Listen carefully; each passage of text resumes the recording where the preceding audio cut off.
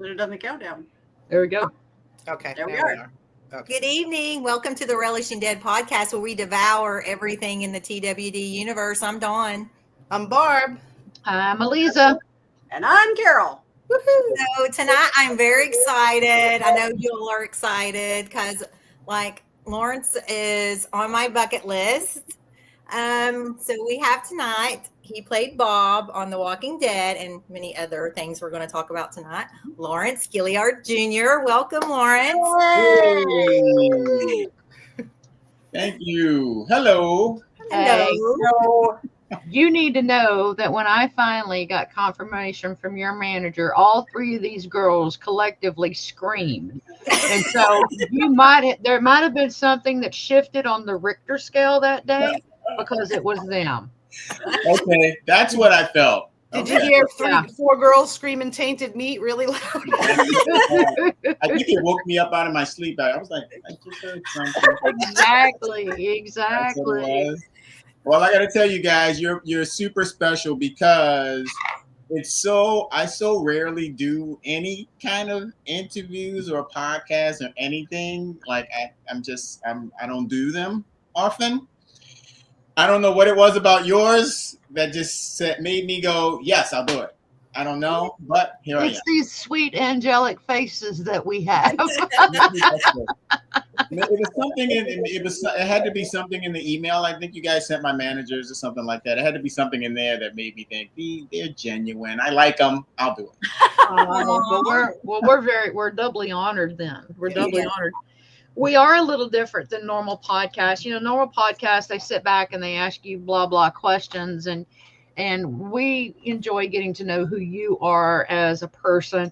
And we also like introducing our viewers and listeners to your other repertoire of things that you've done. So what I do for the ladies is I do kind of the background research. And so some interesting things we found out about you is you're a clarinet player. Yes. And you actually attended Gilliard School for music. And your classmates, just got to say, Jada Pinkett Smith and Tupac. Did you sit back and smoke any with Tupac?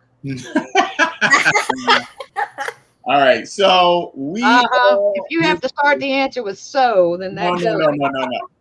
So no, this cross information.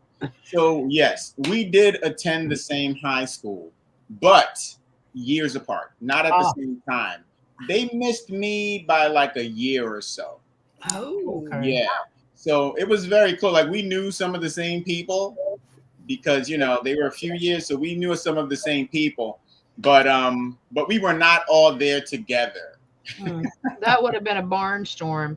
That would have been too much. All three of us together would have been the school would have burned down. Like we would have. It would have been too much for the school. And then you did the American Academy for Dramatic Arts. You did the Stella Adler Conservatory. Yes. You and of course the acting studio in New York. You've trained under and with some of the very best. And so I know a question that Carol had was, I wanted to know what made you switch from music to acting. So when we had Lenny James on the podcast, and I am not afraid to name drop, my friend. Okay, neither am I. So let's do it. Okay, all right. So when we had Lenny fucking James on the podcast, okay, he love said, him, by the way. Do what? I said I love him, by the way. I love him. So do we. Yeah. He said that the reason that he got into acting is because he went into an audition because he had a crush on a girl. That was his whole reasoning. Now I have more faith in you, Lawrence. There's another reason other than just a chick. So Okay. tell me. It was not a specific woman, no. it was a harem of them.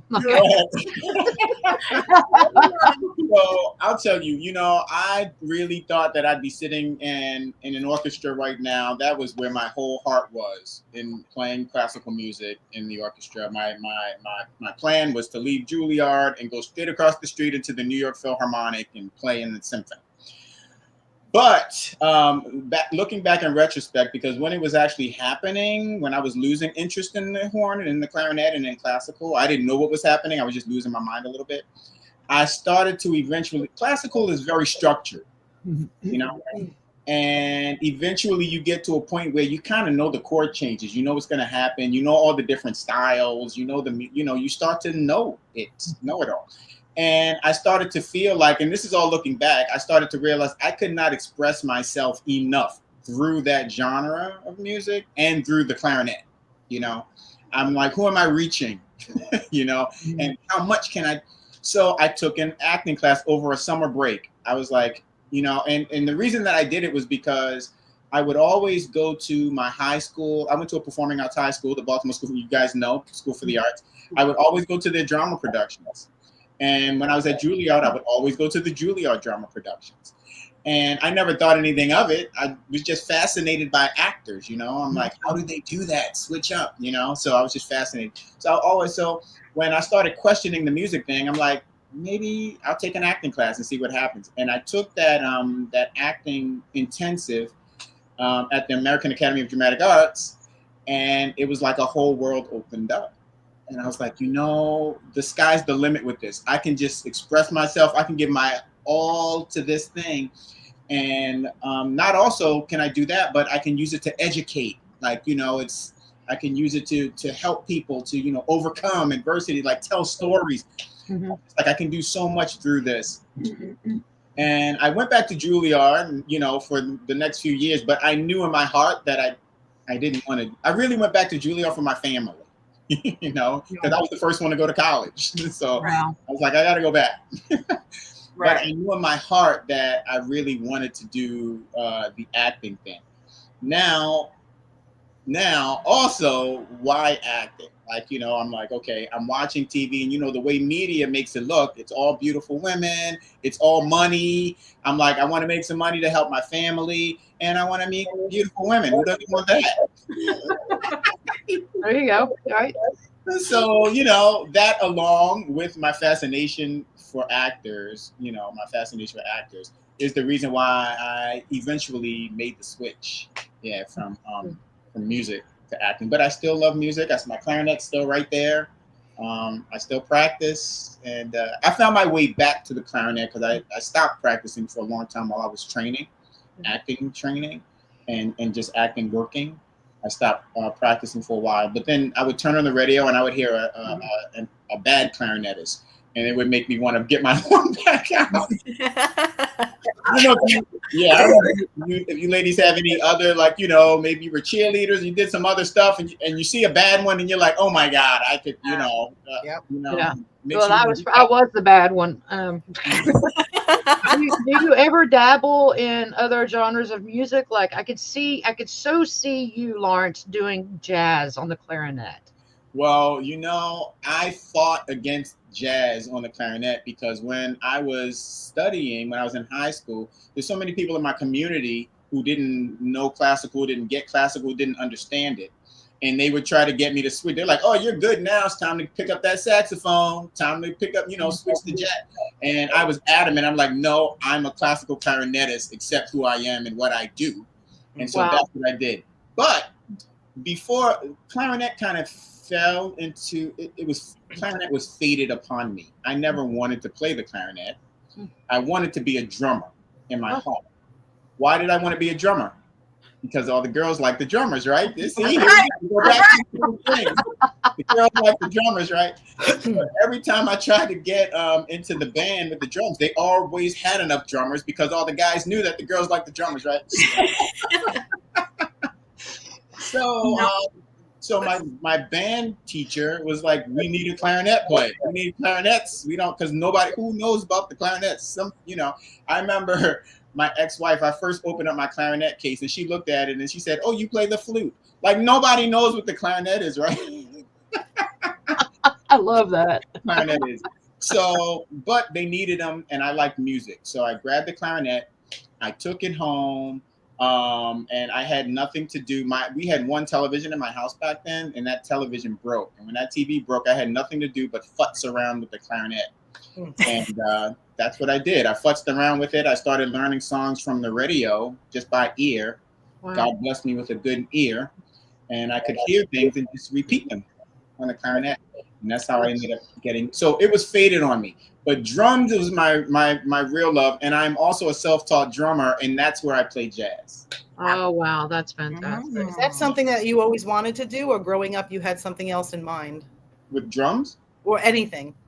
first I wanted to be an athlete. I was very fast, and I'm very I'm very athletic. Like when I played baseball, basketball, football, even ping pong. That's my favorite sport is ping pong. But I played them all. I won trophies and all. Like I always rose to the top. I'm very athletic, right?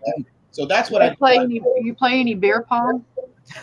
Any beer pong? We got a game for you, buddy. I went to the wrong college for that. See? I missed that one. You would whip me in that. So yeah. I went to the wrong school. But I was athletic, but drums, like I said, when I was 8 or something like that, my mother actually taught me how to do a double stroke roll with 2 knives on the kitchen table. She's like, this is how you do it. So I've always wanted to do that, but it just didn't find me until later, and I had to teach myself, Wow. That's amazing. Wow. Well, your first role right out the gate was a lead role in 1991 in Straight Outta Brooklyn. Yeah. Did you do anything that's like uncredited before then, or were you just like a bull out of the chute? Yeah. Oh wow! Look, hey. There it is. Look at the babies. Look at those babies. I was doing well. I was in school. I was training in school, so I did some small theater things. Like I did this play in a church basement. I did something at the I forget the name of the theater up in Harlem, but I did a play up there. But just small things. Before Straight Outta Brooklyn happened relatively quickly after school. So quickly that I actually auditioned for the Gilliard Drama School, and I did not get it. And 2 years after I did not get in there, my first movie came out. Wow. Okay. And I was starring in it. But after that movie came out, I still didn't feel like I was a strong enough actor. So that's when I went back to the Stella Adler Conservatory to train more, because I'm just a believer in training. I'm just a believer in training. So I went and I did that. But that was my breakout. Straight Outta Brooklyn was my breakout film role. Yeah, awesome. It was me and it was everyone's first thing. The guy who wrote it and directed and produced it, Matty Rich, it was his first thing. It was everyone's first thing. So no one really knew what to expect. It was very guerrilla. We were running around the city just shooting footage and improvising on the spot. And ended up going to Sundance and winning. So it was It was just in the stars. The stars just aligned for us. That's beautiful. That's beautiful. Ladies, jump in there. Another question? Yes. So I watched Turnip Seed, and it was yes. That was you who watched? You were the person? I absolutely loved it. I want to know how that role came to you and what you took from it. Wow. It was it was a buddy of mine was making it was indie. It was an independent movie. Mm-hmm. Buddy of mine was making it, and he just offered it to me. He's like, hey, you want to do this thing? It's like, what is it? And he's like, Johnny Turnipseed. And he was this kind of person, and then he became that kind of person, and I love those kind of stories. Those are the stories that draw me in, that pull me, So I was just like, I'll do it. It was easy. It was easy. When I found out his backstory, I just said, I'll do it. And that's how it came to me. It was great fun to do. We shot it over the course of a few years. Actually, like we did it in parts. Mm-hmm. And I got to meet John, God rest him, miss him. Got to meet John Turnipseed before he passed. Was just a great guy when I met him. It was a great film to shoot. And yes, it was so beautiful. Yes. Thank you. Wow, I don't hear about that one often.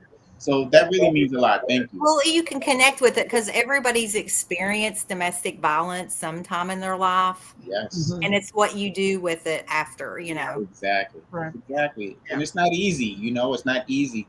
Any kind of violent, any kind of trauma, any kind of abusive trauma, that those things are hard Yes. to live with, hard to get through, get over, and to build from that and grow. I'm yeah. Well, Thank you. we have a lot of people in the comments that have joined us tonight. A lot of our repeat offenders, as we like to call them, our family. There's a group.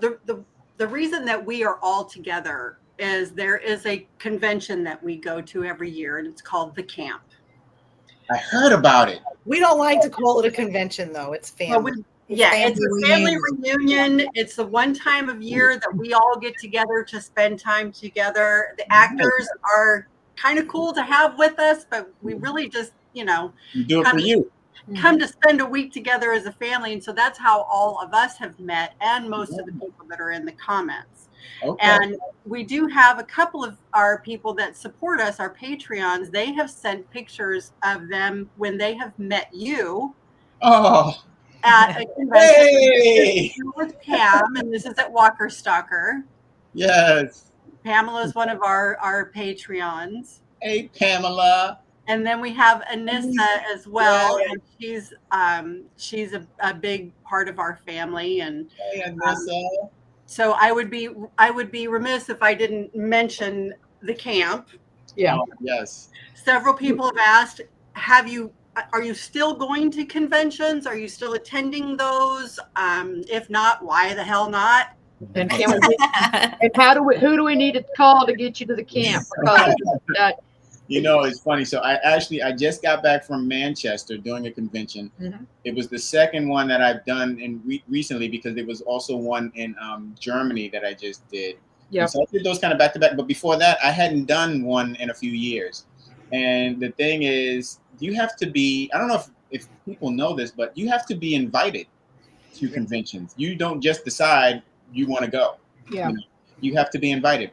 And when I first started doing the conventions, I did a lot. Like I would do 1 to 2 a month. And I did that straight for about 2 years. Mhm. I did a lot, to the point where, you start to repeat. And when you start to repeat, then it's not as lucrative. Just start meeting people who they already have, you've been to that city. So everyone has everything already. They just want to come and say hi. Yeah. Right. And when you're not lucrative, the convention is not lucrative. Right. So they want to bring in the people who are going to, bring in the dough. Well, the one thing about the camp is you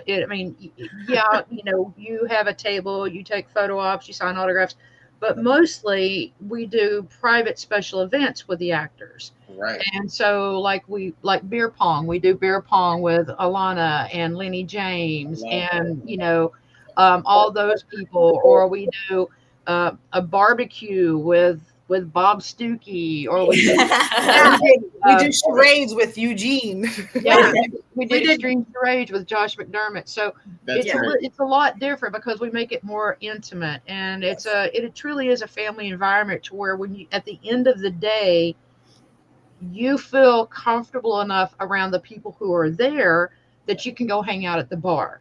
Okay. And we'll be at the bar with you, or you can go have dinner in the restaurant and we'll be there with you. And we're very protective. And you'll be in your hotel room and we'll be standing outside. We'll be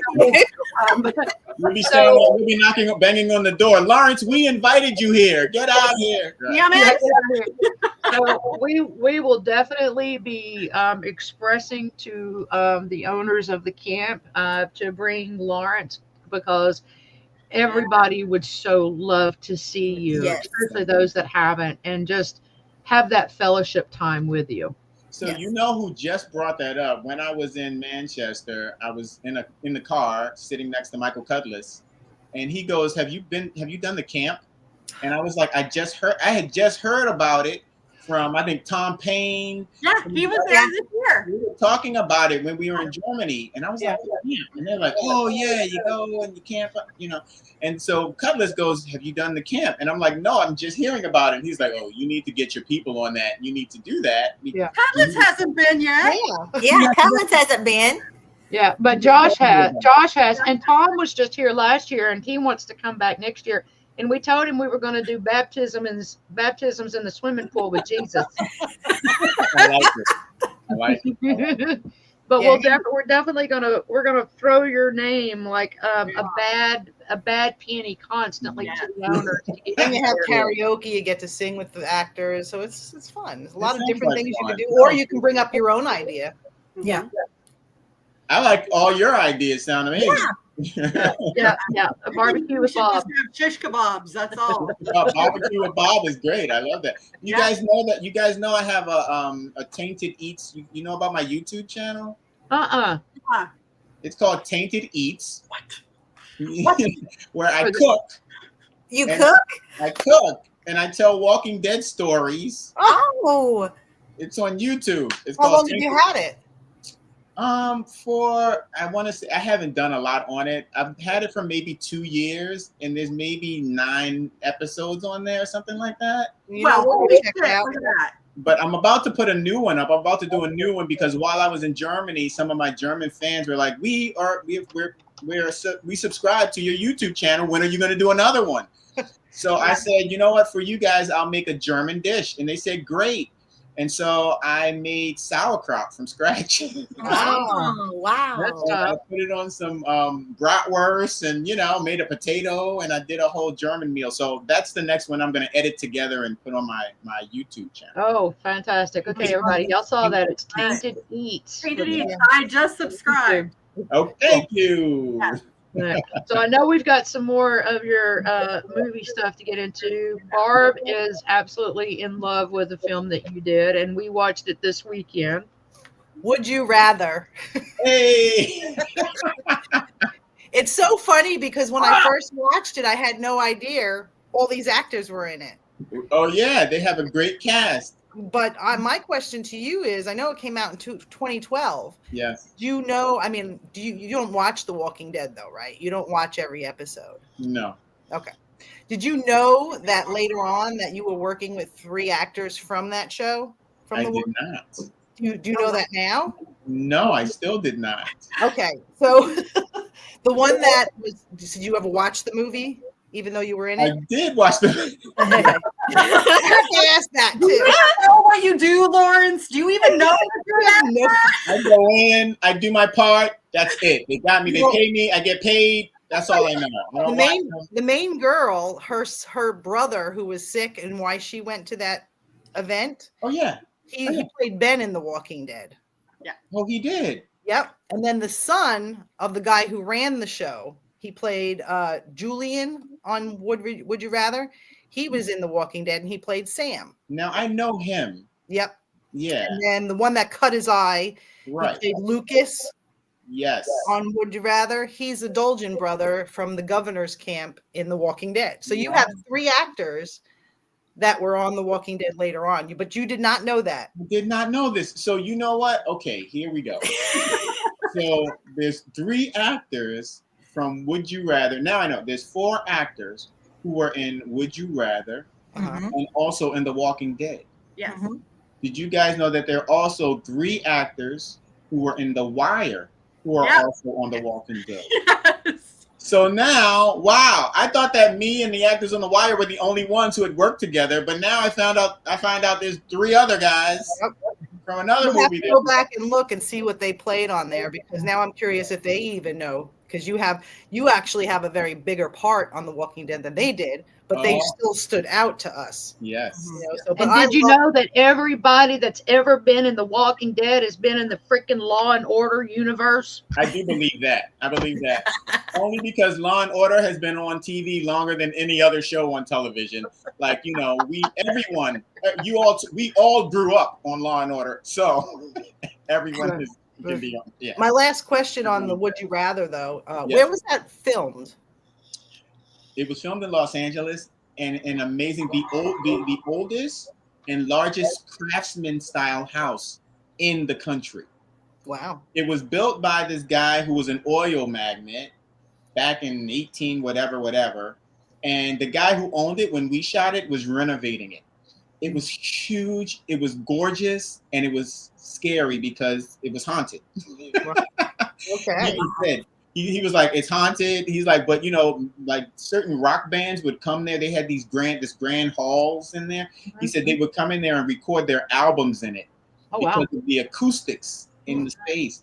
It had an organ built in the wall and pipes that went through the whole house. Oh wow. That sounds like the Gamble House in Pasadena. It's not in Pasadena. No, it's up by Griffith Park. It's over in that area. Yeah, up on a hill, up in that area. But it was pretty gorgeous, pretty scary. But yeah, we shot it. That's where we shot it, in LA, in that house. And that was another one where it was friends of mine were shooting a movie and said, we're shooting this movie. We want you to come in and play the doctor. And I said, sure. And we shot it over like a week or 2 weeks or whatever. And yeah. I usually love more blood and gut movies, and the fact that storyline of what would you do, and make the decisions. I love blood and guts, but like the Saw movies, the decision making movies and stuff like that. So at first, like I said, I had no clue, and I was like, oh my God. And then I saw 4 people from The Walking Dead. I was like, right. No, it was a very clever concept. Like, it was a smart film. Yeah, Barb told us about it, and she kept telling us, you got to watch it. And, this was before we even knew that you were coming on the podcast. She's like, you guys got to watch it. And finally, I watched it. I think Eliza watched it. I mean, watching it, and I'm just like, the first few minutes in, I'm like, all right, hot damn, this is I like it. So yeah, it was fantastic. I've been bugging them for a long time to watch it. Well, thank you, Barb. Thank you. Yeah, it's all Barb. Yes. I do have a question for you. In one of your interviews, Lawrence, you had talked about doing research for roles. And you had also talked about there being a few times when you felt like you kind of just phoned it in. Mm-hmm. And I'm wondering, do you look back on those roles that you felt like you just phoned it in, and can you yourself see that, or is it more of just the way that you felt while you were doing it? Yeah. So I don't think I wouldn't say it's so much phoned it in. What happens is sometimes you're just not locked in. Sometimes acting isn't really acting. Acting is being, right? So you're actually being this person in this moment, in these circumstances, in these situations. But sometimes you're not locked in. And when you're not locked in, that's when you have to act it. Right. Mm-hmm. And the people who are watching you, they can't tell when you're in it or when you're acting it, if you're good. You know what I mean? So that's when you're phoning it in. When you're phoning it in is when you're acting it, but you're thinking about what you're going to have for dinner. Words are coming out of your mouth. Right. But you're thinking because you've zoned out for whatever reason. There's many different reasons why you zone out sometimes, right? Mm-hmm. But then the real magic is when you're locked in. You and the other actors are locked in, and you're really experiencing everything that's going on. That's what we're shooting for every time, in every scene, in every moment, right? But it's just not always there. Right. We're human, but that's like the crack of acting. The crack is when you're in it and you come out of it, and sometimes you don't even know what you just experienced. Like your heart's beating, and you're like, "Whoa, that was electric! That was amazing!" You hug your other actor heart. You're like, "That was awesome." That's what you shoot for every time, but it doesn't feel, it's not there all the time. You know what I mean? Right. And that's when sometimes you just have to, you got to play the game. It's like, I read this thing one time, it was talking about the differences between American actors and British actors, and now the British are taking over, like they're in everything. But as far as the technique, I was reading about their technique, and it was saying what they do is they just do whatever it is that it says they're going to do, and then the emotions come. You're like angry, and then the angry will happen. right? Whereas the American actors, we're like, we got to feel it first and then it'll happen. You know, it's two different, totally different techniques. So sometimes, you know, as an American actor, I'm like, I'm feeling it before I get into it, whatever, and I'm letting my emotions go to wherever the other actor, watching the other actors and letting my emotions follow them, my intentions follow them follow me. As opposed to just when I feel like I'm out of it is when I gotta just do it. Right. Like, all right, I'm supposed to be angry, but I'm feeling really happy right now, so I'm gonna act angry, and then it'll come. You know what I mean? Right. Yeah. When we had, I think it was Lenny fucking James, we asked him about the difference between British actors and American actors, and he said that very same thing, that the techniques are two completely different opposite ends. Yep. And being a theater kid, I was a theater kid. I did theater for years and years, absolutely loved it.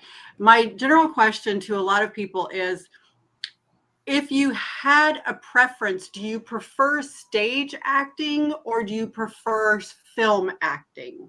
Mm-hmm.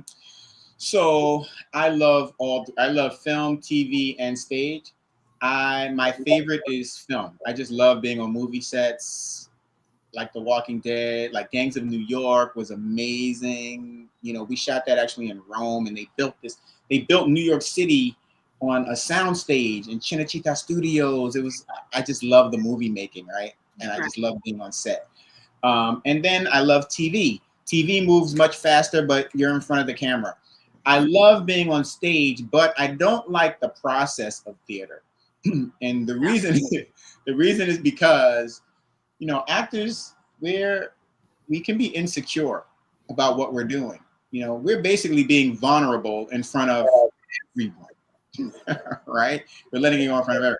So it's easier to be vulnerable in front. For me, it's easier to be vulnerable in front of the camera, even though I know there's a million eyes inside of it, than in front of my fellow actors who are watching me do all my bad acting and you know, first before we get to the good stuff in theater.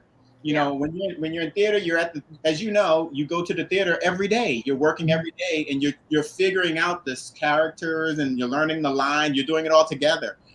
And so I'm doing all my bad acting in front of all these other people who I admire sometimes. I'm like, oh my God, I suck. They think I suck, you know? So that's terrifying to me. I'd prefer to be home, be in a mirror or be in my room or whatever and get to all the good stuff and then just show up on set and go, bam, I got it. You know what I mean? So that's why, but I love doing all three. I love like what you don't get from the camera acting that you get from an audience is the energy of the audience. Right? So it's like you're doing a scene and it's silent, and you can tell you have them on the tip of your finger, like you have them in your hands. They're listening to every single thing you say, and that's power there. And there's an energy there that I love that you don't get through the camera. Well, you had mentioned earlier, and I'm going to segue into a topic that I know everyone is interested in, but you had mentioned earlier that you enjoy telling stories that in some way may help someone else. Yes. And of course, the character that we all love so dearly did that. Bob Stookey dug below the pain of whatever he had endured during the time that he was alone and during the early days of the apocalypse. And even through his alcoholism, he still tried to rise above and wanted to be a help to other people. So I know everybody has been anxiously waiting for us to talk about your beloved character of 23 episodes, Bob Stookey. Yeah. Well, I mean, if you want me to jump in, I love Bob. I love Bob Stookey. You know, and you know, for anyone who's going through anything, you know, any kind of addiction, you know, alcoholism, drug addiction, whatever the addiction is, for me, and I had to do a lot of, I had to study a lot for Bob because I don't drink or smoke. I've never done any of it, right? I've never been a drinker. I've never liked the taste of alcohol, and I've never smoked weed. I've never done anything, right? I'm a temple. So I had to really study a lot. And it's like, why do people do it? Why do they stay in it? Why can't they just stop? Why can't all? And for me, it became all about self-love. You know, it's like, how much do you love yourself? If you're doing these things and it's to the point where you're hurting not just yourself, but you're hurting others, you know what I mean? You're not loving yourself enough. You're not loving yourself enough. And sometimes it's hard for you to love yourself. You know, you have to feel, I think people need to feel needed or wanted in some way. You know what I mean? By other people. Right. We're social beings. We need to communicate and connect with others. So it's hard for us to just feel like if we're walking around and we're alone, it's hard for us to feel like, why keep going on? What are we doing it for? What are we doing for? Right? We stay in that. But that's where Sasha came into play for Bob. You know what I mean? Sasha sort of gave Bob a reason to care and to want to, you know, be better, move forward. And I think we all need that. Right. I think we all need that because that's where we find our self-love in wanting to give to someone else, them giving to us. It's like, all right, I need to stay here. I need to be here because I'm helping, because I'm an angel for someone. You know, I don't even know who, but I'm going to wake up today. I'm going to go out here in the morning today, and who knows who I'm going to meet and who I'm going to help. But it's a divine plan. You know what I mean? So I'm going to help somebody, and that's why and that's what I think, as far as, you know, people who are going through addiction, they just have to find that self-love. And sometimes that comes from someone else helping them find it. Yeah. You know? So I want to know that your wife was a huge Walking Dead fan and you wasn't. So what was her reaction when you told her that you were on The Walking Dead? So yes. So initially I auditioned for Morgan, for Lenny James's part. And I didn't get it. And so whenever I don't get a part on the show, I don't watch the show. Lars is being petty again.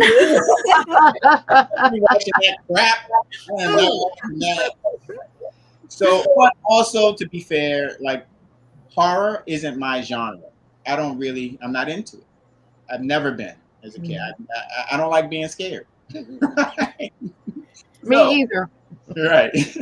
So that was, but my ex-wife, I'm sorry, I'm okay now. So, but my ex-wife, she loves television. She loves movies. She loves everything, film, TV. So she started watching it, and she got heavy into it. And she actually invited me to watch it. I'm like, I'm not watching that, right? So when I found out that I got the audition for it, of course, I didn't tell her. And the reason I didn't say anything to her was because I didn't want to go and audition and get my get excited and get her excited and then not get not get the part. Right. So I didn't tell her anything about it. I went in, I actually had 2 auditions and I got the part, and then I came back and I said, so I just booked The Walking Dead. And she kind of stared at me like, you know, she didn't hear what I said. She was like, what? I was like, I just booked The Walking Dead. She was like, what?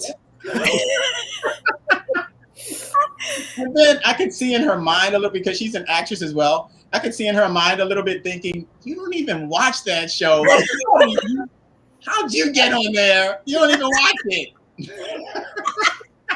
And Bob was supposed to be a middle-aged white guy, right? Yes. Yeah. And there was a middle-aged white guy there while I went for my first audition. And I didn't know that at the time. I found that out later, that he was a middle-aged white guy. So I just went in there with the sides. I was like, I'm just going to do my thing with this thing. You know, I didn't know anything about it. I'm like, I get where they're going with this character, and I'm just going to do my thing. And that's what I did. I went in there, I did my thing. And, it, you know when something's right. It just feels right. And I went in there and I did the first audition, and the casting directors, they said that was good. They're like, that was too good. Do it again. And so we did it again. And then I think like a week later, they brought me in for the test, for the tape, for the testing, with Scott Gimple and, everyone. They brought me in with everyone. for everyone. And I just knew. I kind of just knew. When Wow. an audition, I was in there. I finished my audition with the whole round table and everyone. And the casting directors, they were asking me all these questions. How do you feel about this? And how do you feel about that? Great. And then finally, the casting director was like, how do you feel about summers in Atlanta? And I was like, I love summers in Atlanta. Of course. In the woods with the ticks and the mosquitoes. Oh my gosh. You know, who was it? It was Stephen Yun. Stephen Yun was the one who warned me about the ticks. And that dude was bitten. He was like last season, because when I got on there, he had already been on. He was like, last season I was bitten by 10 ticks. I was like, what? He was like, yeah. He's like, you don't even know they're on your body until you get home and you're taking a shower. And because what happened, we were out there and they came around, they started spraying stuff on us. And I'm like, what is this? It was like peppermint stuff. Yeah. I was like, what is this? They're like, don't worry, just let us spray it. And then Stephen Yoon was like, it's the ticks, bro. It was like Exactly. And sure enough, I think it was the first season, I think 3 ticks got me. Yeah. Oh wow. Yeah, I found them. I was showering. I was like, what's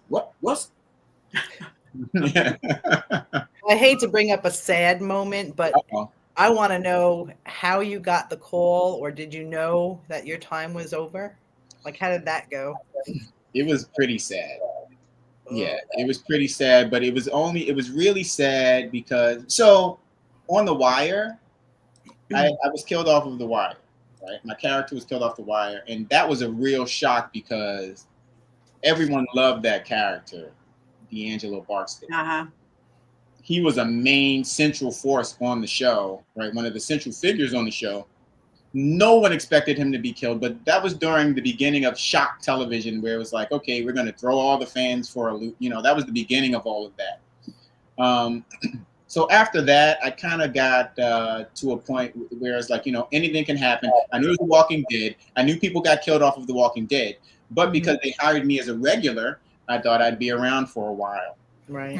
So I was shocked when Stephen Gimple called me to tell me, and he called me well ahead of time. I didn't have to read it in the script or anything like that, and that happens to some people. You know, I heard stories about people buying a house in the city and then reading in the script that they're getting killed off, and they just moved all their kids and family to the city. You know, it's like bad things like that happen. Yeah. But Gimple had enough respect for me. Thank you, Scott Gimple, for letting me know well ahead of time that the character was going to die.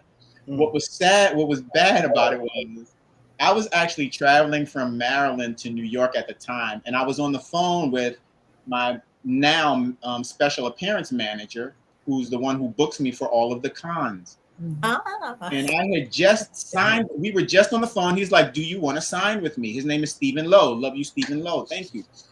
I was like on the phone with him. He's like, do you want to sign with me? And I was like, yes, I do. Let's do it. Let's make this happen. And he goes, well, great. I'm glad to have you on board. You know, the longer you stay on the show, the better. And let's do this, right? I kid you not. This is how the universe was. On the phone with him, and I started getting another call. And I look at my phone, and it's Scott Gimple. And I'm like, Steven, I got to take this phone call. It's Scott Gimple. He goes, okay. I hang out with him. I go, hey, what's up, Scott? He goes, hey, Lawrence, I'm so glad I caught you. So, and we shoot the crap for a little while. And then he goes, so the reason I called because your character's going to die. And I was like, what? Oh, no. I literally just said the longer you're on the show, the better. And I was like, great, I'm going to be on this show. And then Gimple was like, yeah, you're going to die in episode 3 of this, blah, blah, blah, blah, blah. And I was like, oh my God. And it just took everything out of me. Oh, man. You know, I was hurt. If I'm honest, I was hurt. Yeah. Now, I did hear in an interview where he actually asked you, how would you like to see your end? And they usually don't do that, right? He did. He's like, how do you want to die? And I said, just make it memorable. I just want it to be something memorable. Yeah. You know, because I hadn't read the graphic novels, as I said. Like, I didn't know anything really about it. So I just said, make it memorable. And I got a pretty memorable one. Like, I have to be, I'm fortunate that I got one that people remember. You know, I mean, it's been a while since the character was on the show, but I still go outside today and people are like, Tatum Mead. But I always liked your death scene because I always said you had the best death scene because you got to say bye to everyone. Right. Yeah. A lot of people didn't get to, but you You're got right. that moment with them. Yeah, absolutely right. Yeah. No, and I love that. It was a wonderful moment. It was so sad. It was so sad. Like people were bawling, like afterwards, like we were shooting it and they would say whatever, and then they would go into the corner while we're in the scene and they would just start bawling. It was really sad for everyone, because Yeah. in a sense, what happens on that show, because we're always in the elements, we're outside, we're in the mud, we're in the rain, we're in the heat, we're getting bitten by ticks, we're all suffering all those things together. And if you've ever been, well, I'm sure you ladies like the camp where you've been camp, it bonds you. Like you're almost in survival mode, right? You're like, if something happens, we got you, right? So that's what happens on that show. It's like you're out there together trying to make quality TV for everyone, but you're suffering the elements together. And so when somebody's going to die or go, it's emotional. Yeah. Really emotional. Yeah. Right. Not only that, best dialogues too. Your lines that they gave you, I mean, they're all so memorable, like saying goodbye to Sasha and just the things that you guys did together. They're just all memorable. You had the best lines. Thank you. Yeah, no, it was good. I give it up to Scott Gimple and the writing. They hooked me up. Yeah. One of the things that we know about from the show, and this started early on, is that usually the characters, when the characters die off, there's a death dinner for the actor. Yes. Did Bob Stookey get his death dinner? Yes, he did. There's usually a welcoming dinner and there's a death dinner. I got both. I got both. It was it was sad, but it was great. Everybody came it was at a restaurant. We all got together. Everyone doesn't happen at a restaurant. Like I think Chad and Beth, they actually had theirs together, and it was a barbecue at Carol's at Melissa's house. Wow. We all went to Melissa's house and had a barbecue. So that was there. But for mine and for most of them, it was, they pick a restaurant, everybody comes to a big old table with everyone and you have dinner together. And yeah. And so speaking of barbecue, that was such a memorable scene. It was a very much a dark, it was a dark humor quality to it. Yeah. So how was it for you as an actor trying to intertwine those very deep guttural emotions of these people are eating my leg, and also the humor that's in there with it?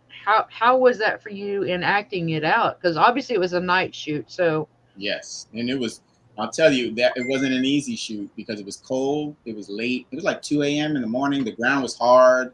It was a difficult night to be working, a little bit windy, but so as I was doing the scene, first of all, I didn't know that they were going to be barbecuing meat behind me and I was going to be smelling, cooking flesh, right?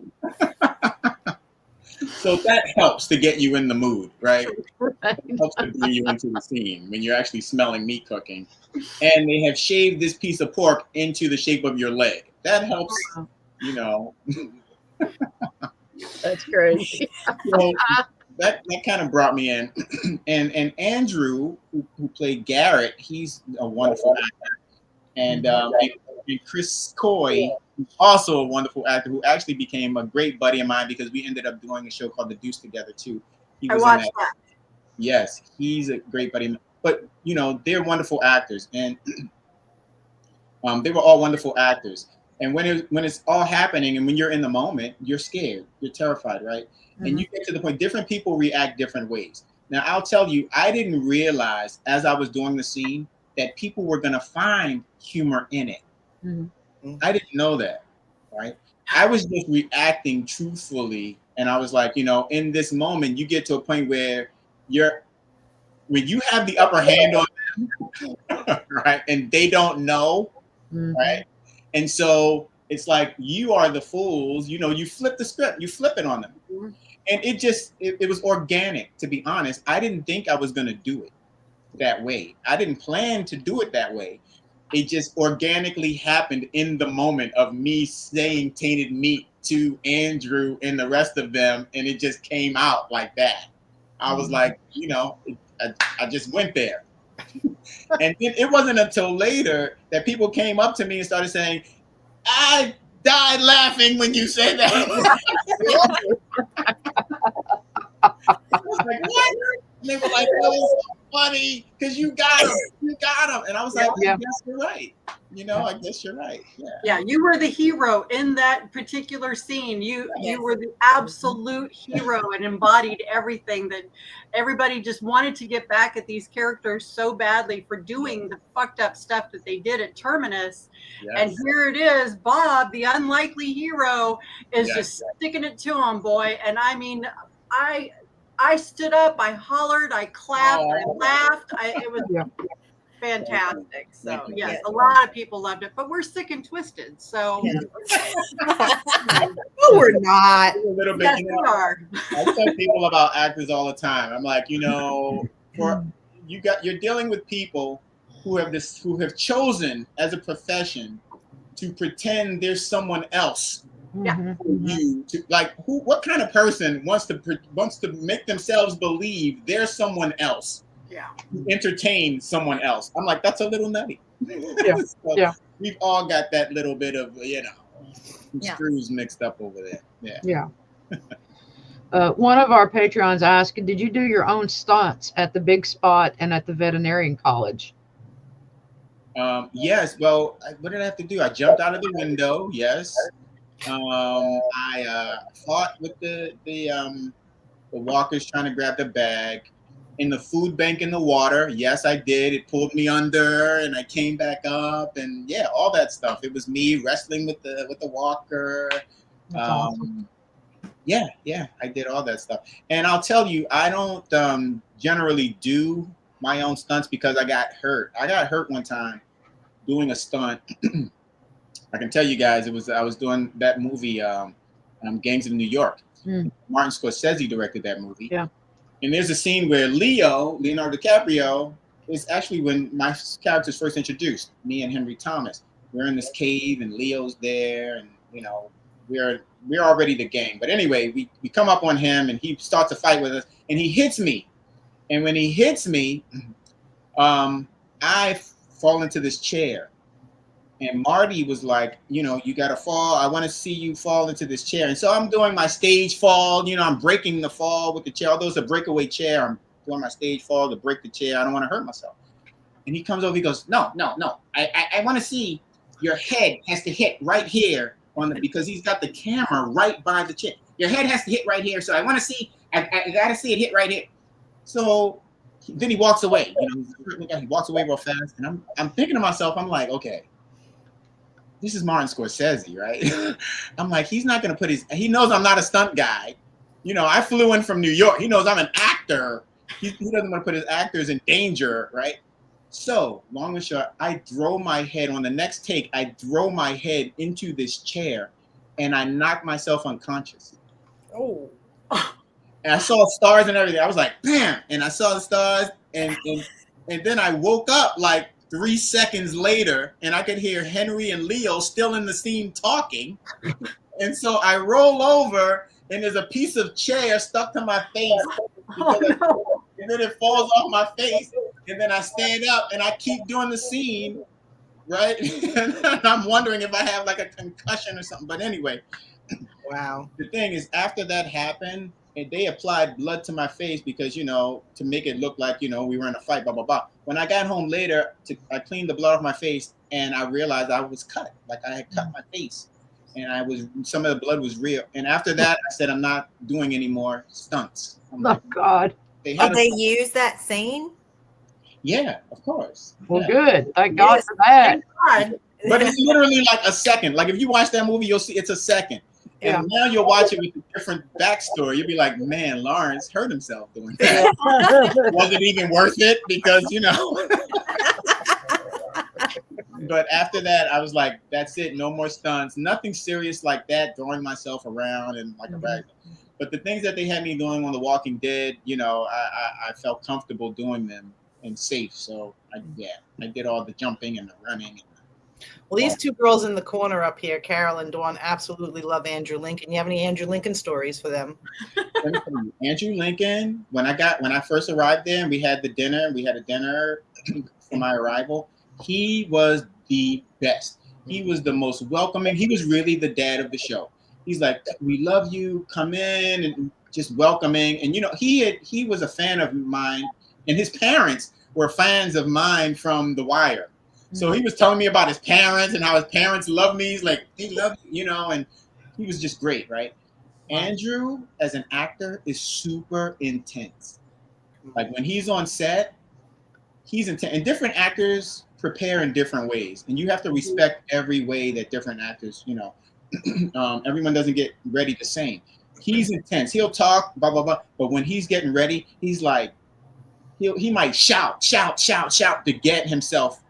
Like I said, you know, British actors, they do it to get there. Right. Whereas we feel it first to get there. They do it to get there. So if he's going to do something really intense, he might just start shouting until he's ready to go. And then they'll be like, action. And then he'll be ready to go. Mm-hmm. Like he's an intense actor, but he's such a wonderful person. So wonderful person. So yes, you guys are right to love him. So on your time on the show, aside from obviously the tainted meat and your death scene, was there a scene that was particularly more difficult, either emotionally or physically for you?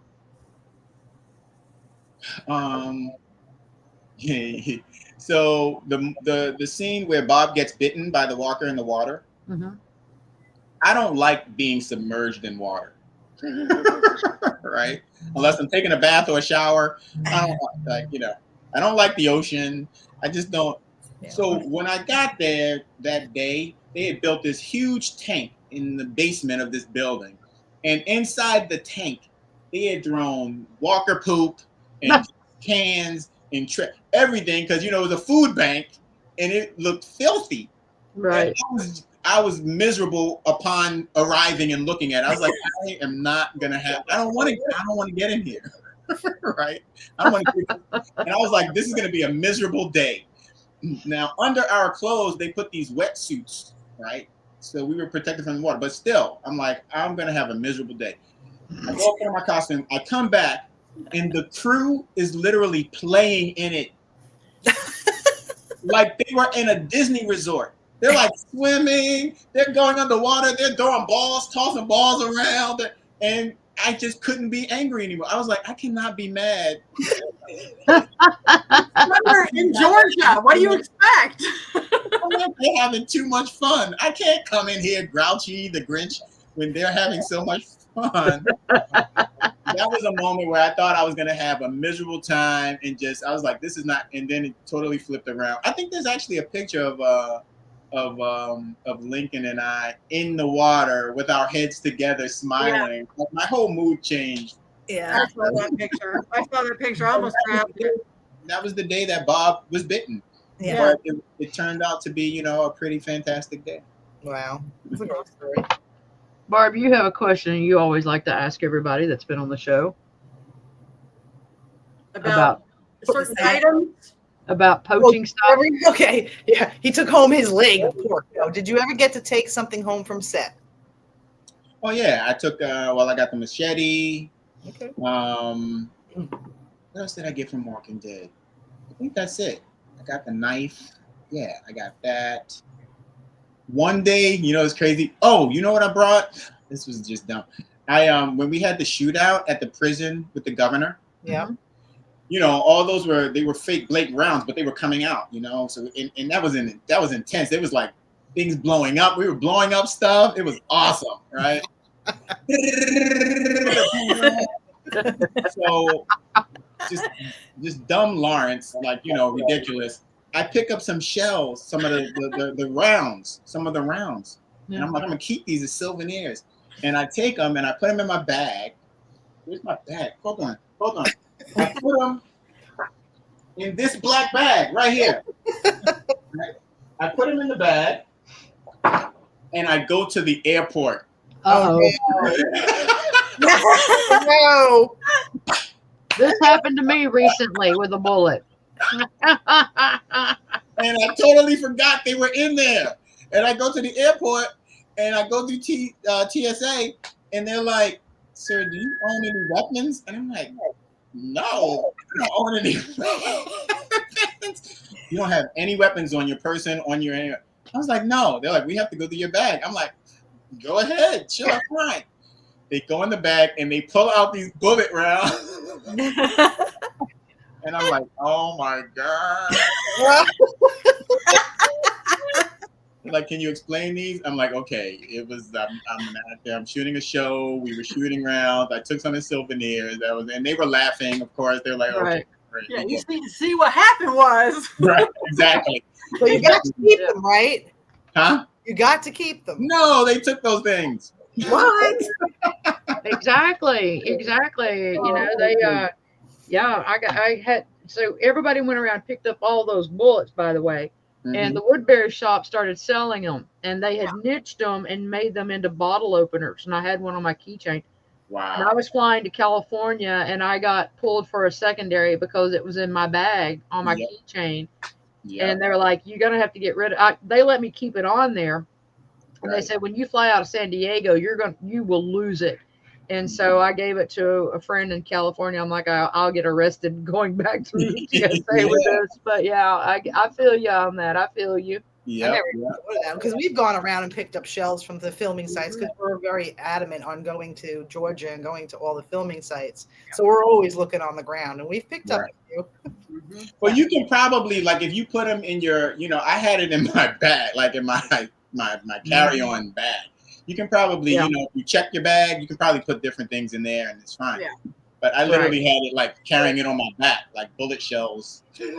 They're like, "Okay, sir, no, something's not right here." So, so yeah, that's something that they took that didn't work out. So do we want to ask him our questions, Eliza? Well, so since you are a student of the actor studio in New York, one of the things that we do is we ask the James Lipton questions. Okay. But we've kind of spun them up a little bit, so we ask a few different ones in between. So we'd like to end our show by having you do the Lipton questions. So Carol, if you'll lead us off. All right, here we go. We're coming out of the gate real hot and heavy here, Lawrence. I want to know, what is your favorite curse word? Fuck. What the fuck? Like, fuck is everything, right? Like, Everything. there was an episode of The Wire where Dominic West and Wendell Pierce, for a whole scene, they were investigating this scene as detectives, and all they said through the whole scene was "fuck." They were like, I have to go watch that episode. Fuck. Like, through the whole scene, that's the only way that they the whole scene. Hilarious. I love that. I love That'd it. be my favorite. All right. So other than fuck, Yeah. what is your favorite word? Oh man. Serendipitous. That's a good word. What? That's a good Good word. word. Serendipitous. Serendipitous. I like I it. like that. What's your least favorite word? Oh no. Kind of crass. It's a bad word, and it sounds like a bad word. Crass. Like, what kind of word is that? Great. All right. It means, like, not kosher, and it doesn't sound kosher. No. Crass. Just Crass. crass. Yeah. I like it. Okay. All right. Next. All right. What turns you on? In what way? Any way you want to answer that question. I'm a very sexual being. Oh my. So when I think about turn on, that's the thing. New Yorkers are, so. Is it a New York thing? Okay, I'll take that. I breathe the New York air every day. I'll take it. It's a New York thing. Yeah. What turns me on? Class. I like classy ladies. That turns me. There you go. Elegance, class.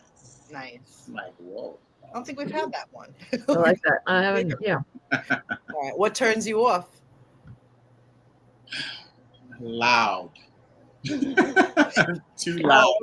We're fucked. Too loud. We're fucked. Now you know, so you got a chance. There you go.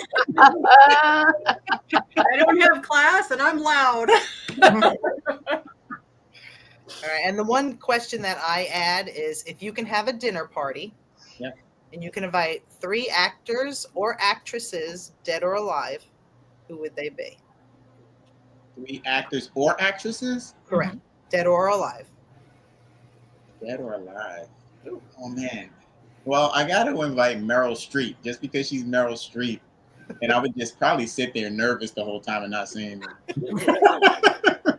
Why would you do that? Meryl Streep. There's so many. Oh my gosh, this is hard. And Meryl Streep. You know what? I would invite somebody who I just mentioned, and he would make me feel comfortable. Wendell Pierce.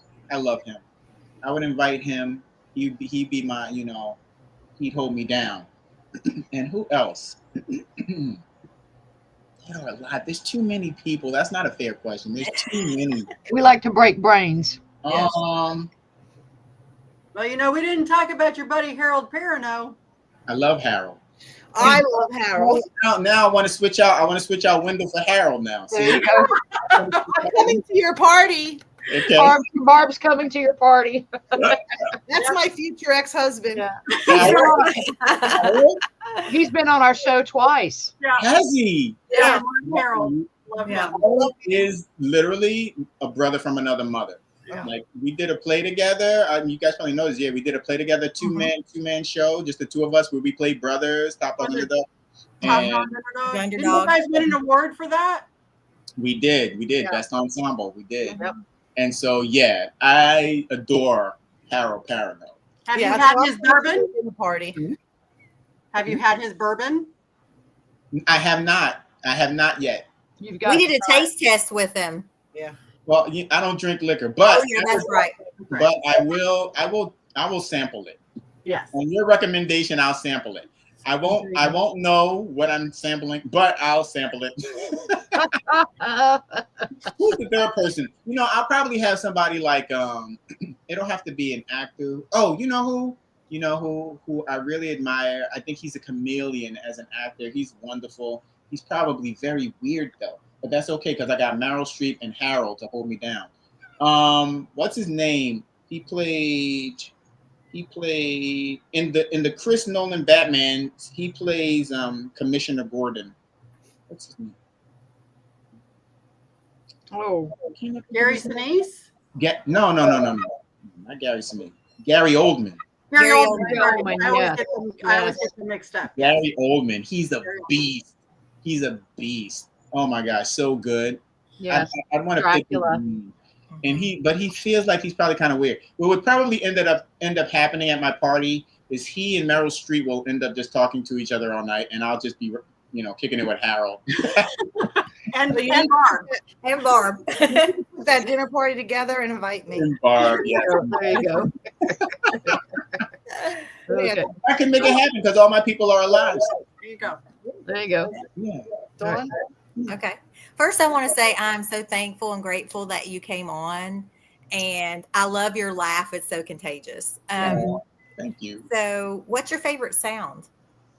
My favorite sound. Well, as a drummer, I love drums. Oh my gosh, just the rhythms and I love drums.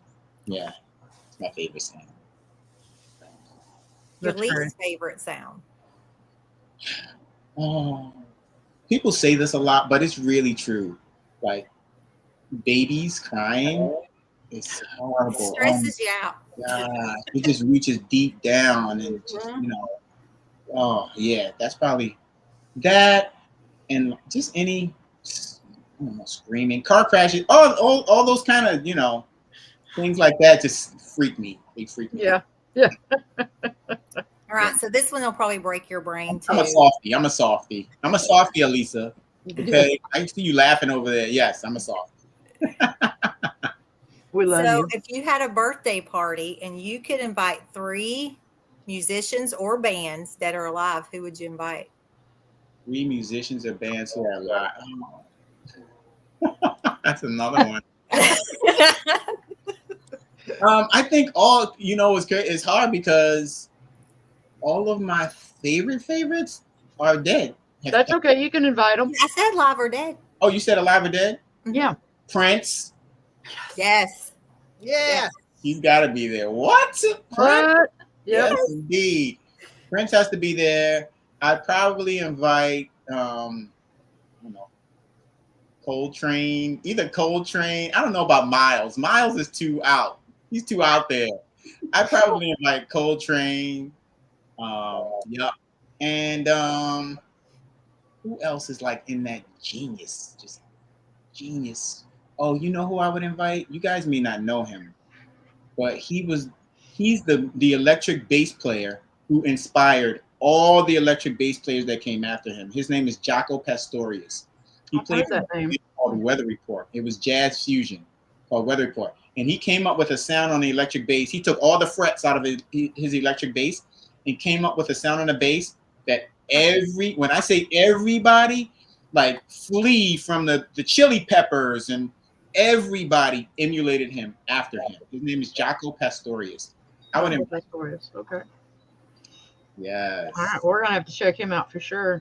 Yeah. Okay. So, what job, other than acting or music, would you like to try? Other than acting or music, what I like to try.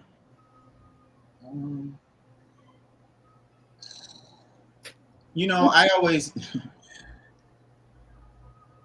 if I were not an actor, if I wanted to be something else, it would probably be like a doctor. I would wish I would have the stomach for it, to heal people, help people. A doctor. That's probably what it would be. A doctor. I'm thinking like a lawyer, probably not. But I also like working with my hands. So like maybe an engineer, like someone who builds structures and builds things. But specifically, I would probably build homes or build things to help people. I'm a helper. What job would you not want to do? Daycare operator, obviously. Obviously. My grandmother and others in my family, they're like, you would be a great teacher. I actually love kids, and kids love me. Do I want to teach them and spend my whole day with them? No, thank you. No, thank you. So my ex-wife, she was also on The Wire. Mm-hmm. She was on the final season of The Wire. And when she went to do her 7 months on The Wire, I was left at home by myself with the kids. I always had respect for single moms, single parents. I'm like, yeah, it's got to be. I had no idea. No idea. I literally was like, did anyone sneak in my house and put a gun in my closet so I can use it on myself? Like, Oh my gosh. It was the hardest thing I ever did. Even still till this day, I'll never forget it. It was the hardest thing I had to do. And I felt really bad because, my ex-wife would say things to me like, she's an artist too. She would say things like, I don't have time. Like there's these things I want to do and I don't have time. And I would say things to her like, you got to make time, babe. You got to make time to do this. And then when I was doing it, I was like, there is no time. Like, see, now I want to see that sitcom. Yes. Where you're home alone with the kids all day. I mean, that would be something to watch right there. It will not last long because one episode. Oh, and my last question. yes. If heaven exists, what do you hope to hear God say to you when you enter the pearly gates? You made it, bro. You made it. I hear him scream out, tainted meat! Tainted meat. Yeah.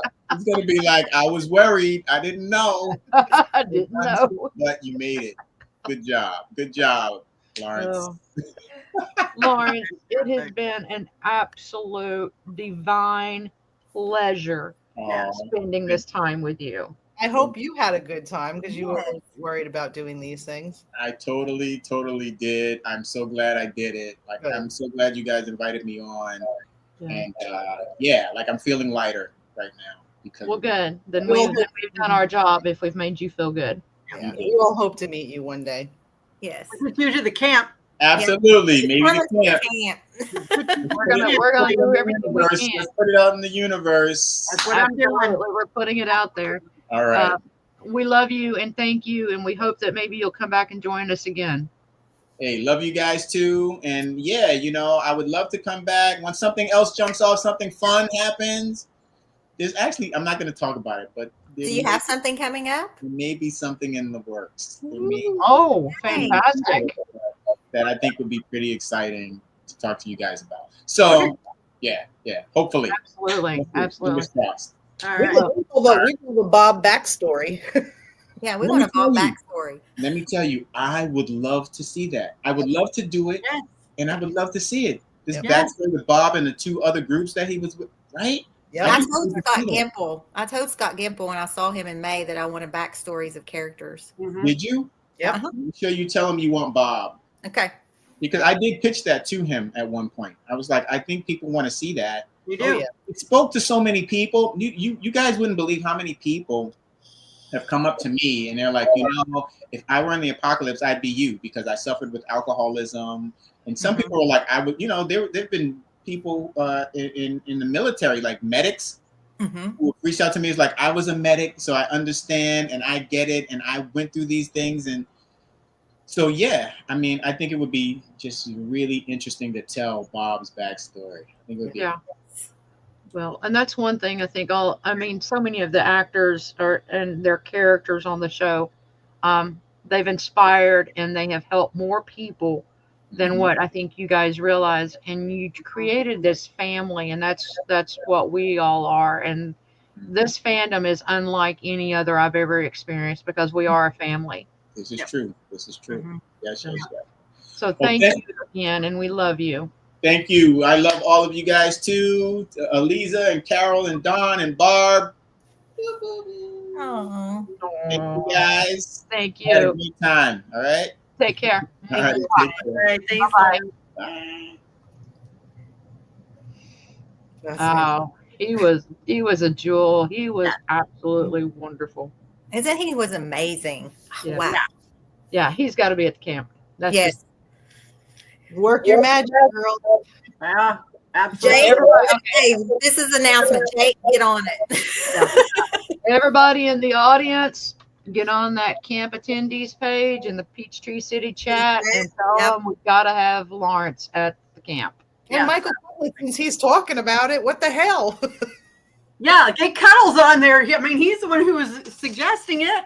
What the Yeah, but I think that's so cool that while they're in Germany, they're talking about the camp. So, Yes. Casey, if you're watching, Yes. get on the horn with Lawrence and Cuddles. Yes. Oh, such a good night. Such a good night. Okay. We like to thank our Patreons and financial supporters of the show.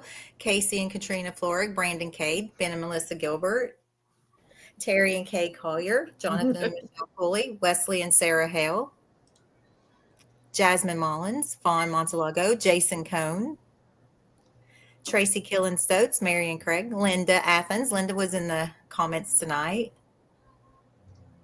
Let's see. Casey Collins, Crystal Fink. I think I've seen Crystal. And Dava Tuckerman, Julie Blackwell, Jason Hill, and Kayla Duro. Let's see. Debbie was in the comments tonight. It was good to see her. And she won our Patreon this month. Anissa was in the comments. Edward and Diana Ponce Krupa. Kiki Sophia. I think I've seen Kiki pop in. And Mark and Pamela was in the comments. See, Regina, Tina Stromberg, and Randy Nickel. Let's see. Samara. I've seen Samara in the comments. Dustin. Where's Dustin? Right. Sandy's in the comments tonight. Debbie Sullivan and Elizabeth Hanson Green. I've seen Elizabeth in the comments tonight. And a very special thank you to Oscar and Casey.